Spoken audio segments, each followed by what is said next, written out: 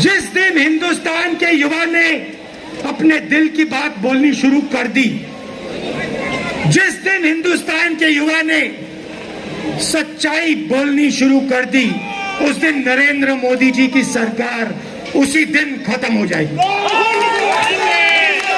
भाई और बहनों, याद रखिए, किसी ने मुझे कहा, पार्लियामेंट में किसी ने मुझे कहा कि ये जो पेगासस का मुद्दा है, ये छोटा सा मुद्दा है, इस पर कांग्रेस पार्टी और पूरा विपक्ष क्यों अड़ गया है।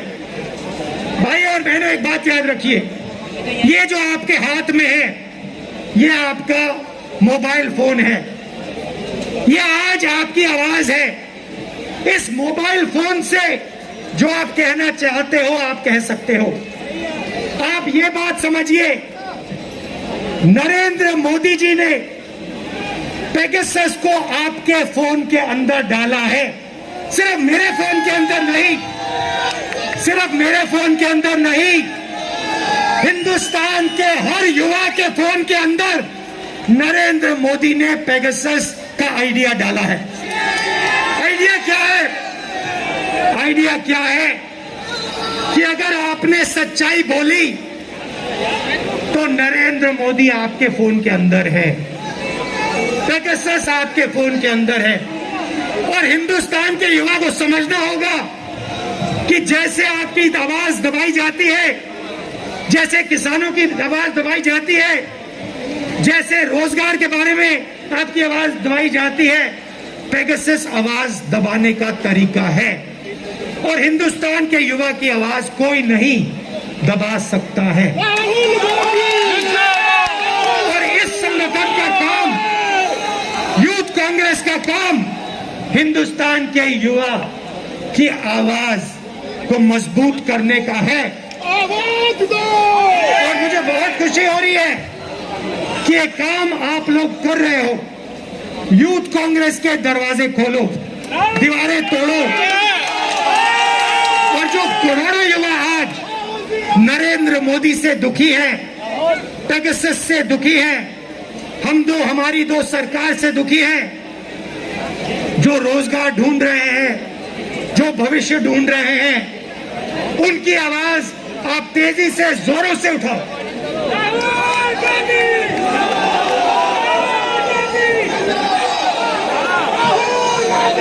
आपको यह भी समझना होगा, आपको यह भी समझना होगा, आज आपको हिंदुस्तान के युवा को रोजगार क्यों नहीं मिल रहा है। इसका एक ही कारण है, इसका एक ही कारण है भाइयों और बहनों, हिंदुस्तान को रोजगार छोटे बिजनेस वाले, मिडिल साइज बिजनेस वाले, छोटे दुकानदार, किराना स्टोर, ये लोग दिलवाते हैं। बड़े बड़े उद्योगपति हिंदुस्तान को रोजगार नहीं दिलवाते हैं। और नरेंद्र मोदी जी की सरकार असंगठित लोगों को, असंगठित व्यापार को, असंगठित बिजनेसेस को खत्म करती जा रही है। डिमोनेटाइजेशन किया, जीएसटी लाए, क्यों लाए? छोटे दुकानदारों को, small and medium size businesses को खत्म करने के लिए। इनका जो भी है पैसा वो हम दो हमारे दो के हवाले करने के लिए। नतीजा यह है कि आज ये देश नरेंद्र मोदी के कारण रोजगार पैदा नहीं कर पा रहा है।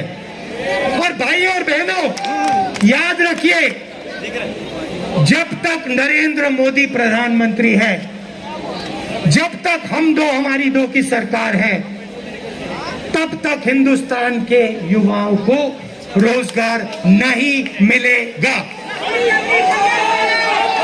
तो आपको हिंदुस्तान के, भैया डिस्टर्ब मत करो, भैया डिस्टर्ब मत करो,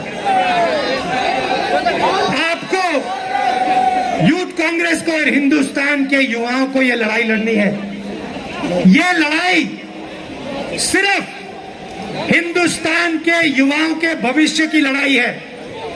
आज जो लड़के स्कूल्स में हैं, लड़कियां स्कूल्स में हैं, कॉलेजेस में हैं, यूनिवर्सिटीज में हैं, आप बात समझो। आपके भविष्य में रोजगार नहीं है।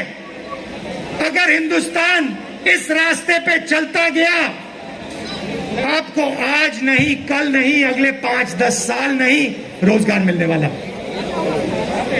आप अपने बच्चों की, अपने माता पिता की मदद नहीं कर पाओगे। क्यों? क्योंकि नरेंद्र मोदी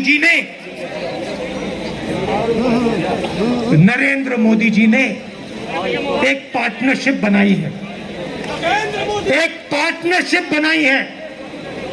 पार्टनरशिप हिंदुस्तान के युवाओं के साथ नहीं है। पार्टनरशिप हिंदुस्तान के गरीबों के साथ नहीं है। पार्टनरशिप छोटे व्यापारियों के साथ, मिडिल साइज बिजनेस, किसान, मजदूर के साथ नहीं है। पार्टनरशिप नरेंद्र मोदी और 2-3 हिंदुस्तान के सबसे बड़े उद्योगपतियों की है। और यह पार्टनरशिप हिंदुस्तान की आत्मा पर, हिंदुस्तान के युवाओं के भविष्य पर आक्रमण कर रही है। इसीलिए नरेंद्र मोदी जी आज रोजगार की बात नहीं कर सकते हैं और आने वाले कल में भी रोजगार की बात नहीं कर सकते हैं, क्योंकि उनकी पार्टनरशिप किसी और के साथ। आप सबका दिल से बहुत बहुत धन्यवाद। आप लड़ रहे हो, मैं आपके साथ खड़ा हूं। एक साथ खड़े होके रोजगार की लड़ाई, गरीबी की लड़ाई लड़िए। धन्यवाद। जय हिंद। गांधी जिंदाबाद। इस देश में सिर्फ 4 लोग इस देश को चला रहे हैं।